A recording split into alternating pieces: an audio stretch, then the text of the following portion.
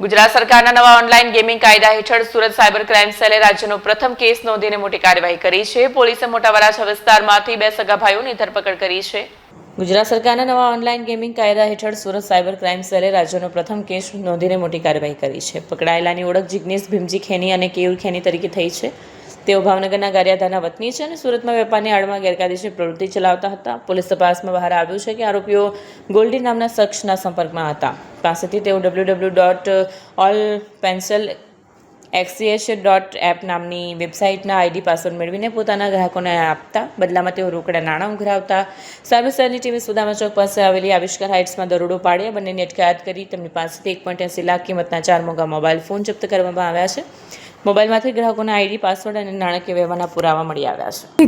ગુપ્ત બાતમી આધારે cyber cell Surat શહેરને જાણ પડી કે 2 માણસો છે એ લોકો સુરતમાં મોટા પ્રમાણમાં લોકોને ઓનલાઈન એક પ્લેટફોર્મ છે ઓલ પેનલ એક્સચેન્જ કરીને અને ત્યાં બધાની આઈડી બધાને આપીને અને એમને ગેમો રમાડે છે અને મોટાભાગે 3 પત્તી ક્રિકેટ એમાં સટ્ટા બાજી કરવાનું એ રીતે એ લોકો ગેમ રમાડે છે. એના માટે પૈસા પણ લે છે અને જો હારી જાય લોકો તો પછી એમના પાસે ઉઘરાણી પણ કરે છે. તો એવી બાતમી મળતા અમે લોકોએ ટ્રેપ ગોઠવી અને પછી 2 આરોપીઓની ધરપકડ કરવામાં આવી છે.